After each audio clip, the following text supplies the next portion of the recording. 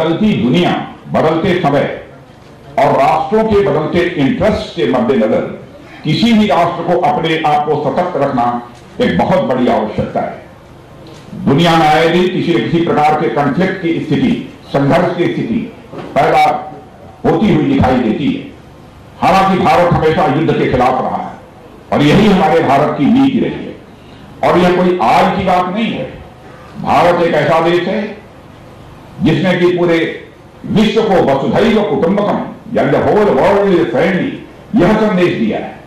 हमने भारत की सीमा में रहने वाले लोगों को ही अपने परिवार का सदस्य नहीं माना है, बल्कि पूरे विश्व की धरा पर रहने वाले लोगों को अपने परिवार का सदस्य मानने वाला दुनिया का इकलौता देश यदि कोई है तो हमारा और आपका देश है भारत। मैं आपको याद दिलाना चाहता हूं कि भगवान श्री राम ने हमें सिखाया है कि शस्त्र धारण किया जाता है तो शास्त्र अथवा धर्म व मर्यादा की रक्षा के लिए शस्त्र धारण किया जाता है। श्री राम ने हमें यह भी सिखाया है कि दूसरे देशों और राज्यों पर आधिपत्य के लिए युद्ध नहीं किया जाना चाहिए। लंका पर विजय पाने के बाद उन्होंने स्वयं राजा बनकर न्याय संगत व्यवहार करते हुए विभीषण जो उन्हीं के उत्तराधिकारी थे उन्हीं को राजा बनाया था।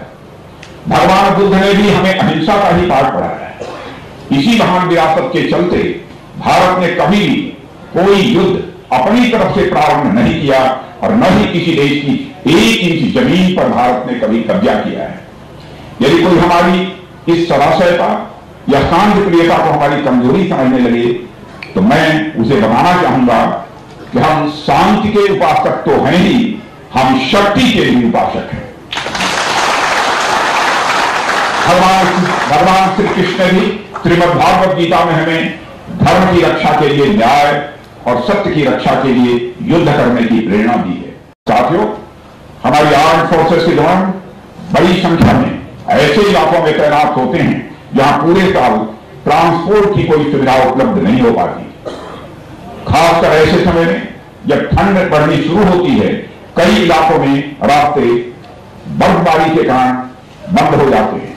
ऐसे में ये सभी प्रोजेक्ट हमारी सेनाओं तक राशन और मिलिट्री इक्विपमेंट आदि पहुंचाने में कारगर साबित होंगे। मैं कह सकता हूं कि सुरक्षा की दृष्टि से हम जिस तरह दिन ब दिन मजबूत हुए हैं, उसमें बॉर्डर रोड ऑर्गेनाइजेशन का एक बहुत ही महत्वपूर्ण योगदान रहा है।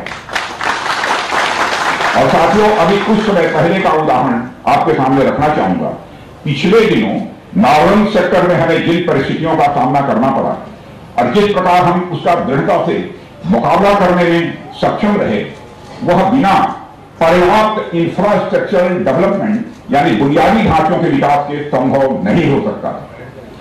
ऐसी सिचुएशंस में हमें इन एरिया के डेवलपमेंट के लिए और भी प्रेरित करती हैं।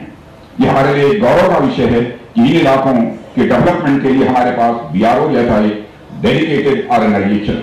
मेरे साथियों, बॉर्डर रोड ऑर्गेनाइजेशन के नाम को जब मैंने पहले शार्ट में इसे लिखा हुआ देखा था, शार्ट में लिखा हुआ BRO, बॉर्डर रोड ऑर्गेनाइजेशन को लिखा जाता। पहले जब मैं बॉर्डर रोड ऑर्गेनाइजेशन को बचपन में नहीं जानता था तो मैंने उसे ब्रो समझा था कि BRO ये ब्रो है, जिसे आजकल हमारी नई जनरेशन ब्रदर यानी भाई के सेंस में यूज करती है। पहले BRO को मैं समझा कि BRO नहीं, बॉर्डर रोड ऑर्गेनाइजेशन नहीं जानता था, मैं समझा ब्रो है, यानी इसको भाई कहते हैं आजकल। और मुझे बताया गया कि यह ब्रो नहीं है, यह BRO है, बॉर्डर रोड ऑर्गेनाइजेशन है। पर आज जब मैं इस संगठन को हमारी आर्म्ड फोर्सेस और देश की जनता के साथ मिलकर आगे बढ़ते देख रहा हूं तो उनके लिए दिन रात मेहनत करते हुए देख रहा हूं, तो मेरे बहनों भाइयों, मैं कह सकता हूं कि तब मैंने BRO को ब्रो यानी ब्रदर गलत नहीं बल्कि सही पढ़ा था।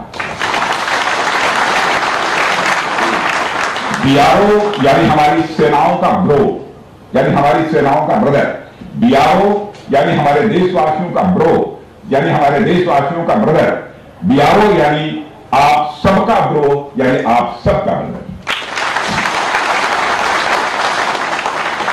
और साथियों, हाल के दिनों में देश में रोड इंफ्रास्ट्रक्चर सेक्टर में भारी वृद्धि देखी गई है। मेरे बहनों भाइयों, मेरे पास खबरें आती रहती थी कि इमरजेंसी के केस में ऐसे इलाकों के लोग अक्सर तत्काल चिकित्सा की सुविधा नहीं प्राप्त कर पाते थे, पर वक्त बदल रहा है। आज मुझे अरुणाचल प्रदेश, लद्दाख और मिजोरम के रिमोट एंड डिफिकल्ट लोकेलिटी पर स्थित मेडिकल इंस्पेक्शन रूम्स में 3 टेलीमेडिसिन नोड्स का उद्घाटन करते हुए भी बेहद खुशी हो रही है। और ये नोड टेलीमेडिसिन कंसल्टेशन के माध्यम से मेडिकल एंड सर्जिकल इमरजेंसी में शीघ्र चिकित्सा सहायता प्रदान के लिए स्थापित किए गए हैं, जो स्थानीय लोगों की स्वास्थ्य संबंधी जो जरूरतें हैं उनके लिए बहुत ही सहायक सिद्ध होगा। यह सब नॉर्थ ईस्ट की जनता की क्वालिटी ऑफ लाइफ में एक क्वांटम इंप्रूवमेंट, बहुत बड़ा इंप्रूवमेंट लाएगा, ऐसा मेरा विश्वास है।